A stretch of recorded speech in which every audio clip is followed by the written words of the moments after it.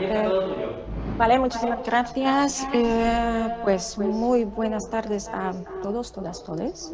Es un placer para mí poder estar hoy con ustedes. Perdona, ¿se puede hacer algo con eco? Porque me oigo, Un segundo. ¿sabes? Vale, gracias. Vale, es algo súper nuevo para mí. Pues quería decir que nunca he participado en ningún congreso de esta forma, por eso este nerviosismo. Vale, pero al grano. La presentación que hemos preparado junto con la profesora Linda Ushiknivich para vosotros para hoy trata de los insultos y las palabrotas como problema lingüístico y jurídico. Se trata de casos de injurias contra personas LGBTIQ. Pues claro que el tema es bastante complicado, complejo, quería decir, y por eso, por la brevedad de esta ponencia, no podré entrar en los detalles, pero claro, intentaré de forma generalizada por lo menos mostraros de qué se trata. El objetivo de esta comunicación es proponer un análisis de los insultos dirigidos contra personas LGBTIQ, tomando en consideración dos tipos de problemas, un problema lingüístico y un problema jurídico. En realidad, ambos problemas se unen, o sea, tienen su vinculación. Por eso quiero decir que lingüística nos ofrece algunas herramientas que luego podemos aplicar en algunos casos jurídicos específicos. Como el objeto del análisis hemos elegido la palabra polaca, que es la palabra pedał, que se traduce, o su equivalente más cercano en español es maricón. Y en cuanto a estas cuestiones lingüísticas, me gustaría deciros algo de la característica y funciones de las palabras malsonantes. Me gustaría mostraros que un insulto no es lo mismo que una palabrota, que es una cuestión, y luego algo de la etimología y el significado y la función pragmática de la palabra peda, o sea, esta versión polaca de la palabra maricón. Me gustaría empezar con un concepto del lenguaje soez, que es un concepto no solo lingüístico, pero también social y cultural muy complejo. Esta complejidad de este concepto provoca que definir lo soez es bastante duro, ¿sí? O sea, nos cuesta bastante definir lo que se debe considerar como soez. Entonces, todo esto depende de las ideologías, creencias y convicciones de las personas, así como sus características sociolingüísticas, que es lo primero que tenemos que tener en cuenta. Luego, depende de la situación comunicativa, o sea, de los participantes y el contexto, que es la segunda cuestión. Y, en fin, consideramos algo como soez o no. Pues considerar algo como soez o no es un resultado del dinamismo en la valoración de las palabras también. Pero sí que podemos decir que los insultos y las palabrotas son las expresiones más frecuentes del lenguaje soez, con certeza. Y también siguiendo con los insultos y las palabrotas, también podemos decir que ambos, o sea, tanto los insultos como las palabrotas, se clasifican tradicionalmente en lingüística como palabras puramente expresivas. Pero las investigaciones recientes ya han sostenido que solo estas últimas, me refiero ahora a las palabrotas, cumplen con dicha característica. En los trabajos de Crom o Blakemore, entre otros, se ha mostrado con argumentos válidos que las palabrotas son palabras semánticamente vacías, de carácter puramente expresivo. Pues con esto quiero decir que son unidades semánticamente vacías que se usan para expresar emociones del hablante de manera espontánea y que no transmiten ninguna información. Por otra parte, los insultos están ya dotados del contenido, o sea, no pueden ser clasificados como puramente expresivos. O sea, transmitiendo la información, mantienen su significado, son expresiones que muestran emociones del hablante de manera espontánea también, pero al mismo tiempo tienen un carácter ofensivo y se utilizan sobre todo con la intención de ofender al interlocutor. Vale, entonces aquí os hemos propuesto ejemplos. Entonces, dentro de las palabrotas podemos ver algo como mierda o joder. Y en cuanto a los insultos, maricón, claro o gilipollas. Ya concentrándonos solo en los insultos, podemos ver que el análisis de Blakemore realizado en el marco de la teoría de la relevancia propone ver en los insultos el significado procedimental de naturaleza metalingüística. Por ende, su empleo y su interpretación requieren ciertos conocimientos metalingüísticos compartidos por parte de los interlocutores. Pero no es todo. Me gustaría también comentaros algo de las funciones de las palabras malsonantes, porque normalmente nos concentramos solo en una palabra y no tanto en su función, o sea, su pragmática. Normalmente se distingue más o menos 4 funciones, que es la primera, que es función expletiva. Su objetivo es transmitir o expresar emociones, y aquí ejemplo, por ejemplo, mierda. Y estas expresiones normalmente son vacías semánticamente. También tenemos esta función abusiva, cuyo objetivo es insultar o humillar a alguien. Aquí, por ejemplo, maricón. También tenemos función auxiliar. Para mí esta función auxiliar es como subtipo de función expletiva, porque también sirve para, aquí el uso de alguna palabra sirve para transmitir o expresar emociones, pero en este caso en concreto estas palabras malsonantes están integradas sintácticamente con el enunciado. Sí, por eso esta frase, esta pregunta, ¿qué coño estás haciendo? Y por fin, esta función humorística, normalmente entre amigos, en este ámbito donde hay confianza, podemos decir. Para decir algo de forma humorística o juguetona, aquí algún ejemplo, mueva el culo.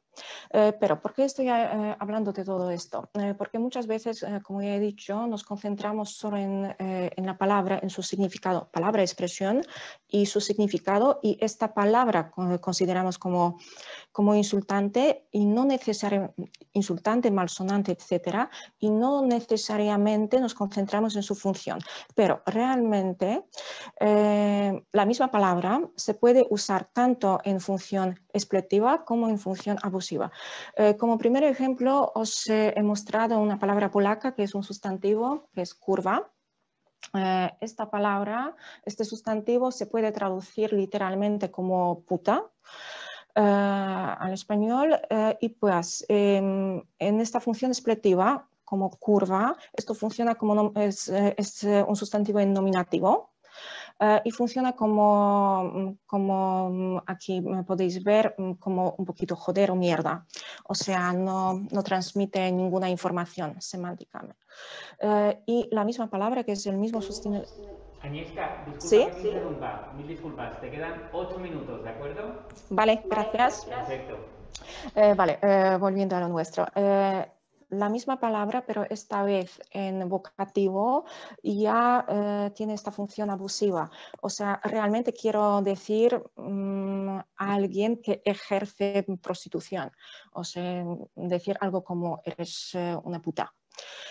Y también algunos ejemplos en español, que aquí mierda como función expletiva y eres una mierda en función abusiva. Vale, ya vamos a ver esta palabra polaca, pedał, sí, entonces vamos a ver dónde está el problema. Esta palabra polaca, primeramente, su primer significado es pedal, o sea, palanca que acciona un mecanismo con el pie, pero también se usa la misma palabra en segundo significado, que significa maricón, o sea, homosexual o afeminado. Pues en cuanto a la etimología del segundo significado de la palabra pedal, se supone, porque no estamos seguros, que proviene del francés de pederas o pedal. Y las asociaciones con las palabras pedal o pedaleo se han hecho muy fuertes hoy en día en Polonia, y se las usa de diversas maneras, entre otros en la lucha ideológica, desgraciadamente. De ahí un lema bastante ofensivo, bastante fuerte, que es prohibido pedalear, y siento mucho que vais a ver ahora. que también se difundieron gráficos de este tipo. A la izquierda podéis ver este gráfico original, que es prohibido pedalear, y a la derecha se puede ver la versión suavizada, podemos decir, sí, que es la segunda versión del mismo gráfico. Pues en cuanto al significado y la función pragmática de la palabra pedao, estos iban cambiando a lo largo del tiempo y pues en cuanto a los diccionarios se puede observar en los diccionarios de los años entre 60 y 90 que esta palabra pues que se la clasificaba como palabra malsonante, grosera, que significaba pederasta.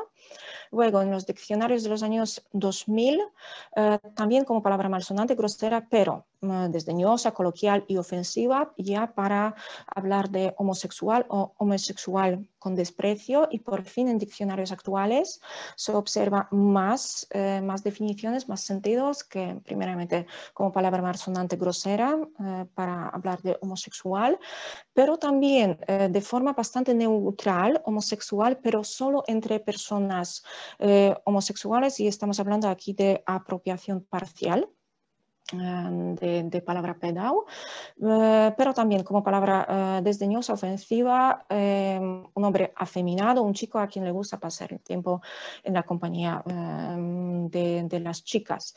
Y a decir verdad que es el significado que no conozco como polaca, palabra ofensiva, un representante de la subcultura emo, pero nunca en mi vida he oído algo así. Resumiéndolo todo, pedao es una palabra marcada emocionalmente, expresiva, coloquial o incluso muy coloquial, pero en polaco actual parece no ser considerada generalmente una palabra malsonante, grosera en sí, pero sigue siendo insultante. ¿Y por qué estoy hablando de esto? Porque en el Código Penal polaco tenemos el artículo 2016 que habla de injuria. Pues es mi traducción del código polaco, quien insulta a otra persona en su presencia o incluso en su ausencia, pero en público o con la intención de que el insulto llegue a esta persona, será castigado con multa o la pena de limitación de libertad. Tenemos segunda versión de este delito, quien insulta a otra persona mediante los medios de comunicación, que es más grave. Y por fin pasamos al apartado número 3, que nos interesa ahora: si el insulto fue causado por un comportamiento provocador del perjudicado o si el perjudicado respondió con la transgresividad del derecho a inviolabilidad de cuerpo o con un insulto mutuo. Este insulto mutuo también es importante. El tribunal podrá desistir de imponer la pena. Una cuestión más relacionada con este tipo de delito está clasificado en el sistema jurídico polaco como delito perseguido por acusación particular, o sea, el demandante, el perjudicado, es quien tiene que probar haber sido injuriado, que es una cosa, y otra cosa que es un delito doloso, pero también estamos hablando aquí de dolo eventual. O sea, el causante debe querer insultar al perjudicado o por lo menos debe aceptar esta posibilidad de ofender a alguien. En fin, ya estoy acabando. ¿Dónde está el problema aquí? Se puede observar algunos argumentos de la defensa, que primeramente se intenta mostrar que el uso de la palabra pedao, pues que la palabra pedao no es una palabra insultante, que es como palabra neutral. ¿Cómo se lo hace? Que primeramente se muestra la apropiación parcial de la palabra pedao por la comunidad LGBTIQ y por ende su carácter no insultante, luego el empleo coloquial del adjetivo derivado, en polaco es pedalski, como puramente descriptivo, haciendo referencia al aspecto físico, vestidura o comportamiento de un individuo considerado según la tradición conservadora como afeminado. Y el uso, pues ya cuando aceptamos que es un insulto, el uso puramente expresivo de la palabra pedao en reacción al empleo del lenguaje malsonante o grosero por parte del demandante o del perjudicado. ¿Cómo podemos defendernos? O sea, el demandante logrará convencer al tribunal que esta palabra pedao fue un insulto solo cuando, primera cosa, el discernimiento metalingüístico del tribunal coincida con el suyo o por lo menos el tribunal admita su existencia objetiva. Conclusiones, ya por fin. Perfecto, aquí está. Veo que ya has llegado a las conclusiones. Te queda 1 minuto y medio, ¿vale? Gracias, sí, Gracias a ti. es suficiente. Parece que aunque los insultos no necesariamente tienen que ser groseros, tanto los insultos como las palabrotas entran en lo que llamamos el lenguaje soez. Por eso estamos hablando aquí de función abusiva de los insultos. Pero nos quedan dos cuestiones problemáticas. Primera, que el carácter no grosero de la palabra pedo hace que haya intentos de clasificar esta palabra como no insultante. Y segunda cuestión, la falta de la definición jurídica clara del comportamiento provocador. ¿Qué quiero decir por eso? En la percepción de la parte más tradicional de la sociedad, una reacción insultante podría ser justificada por el uso del lenguaje grosero por parte del insultado. O sea, según estas personas, según su percepción del lenguaje, por su comportamiento provocador, ¿sí? O sea, estamos hablando de que no todas las personas distinguen los insultos de las palabrotas, que este es el problema. Aquí solamente bibliografía y muchísimas gracias por su atención.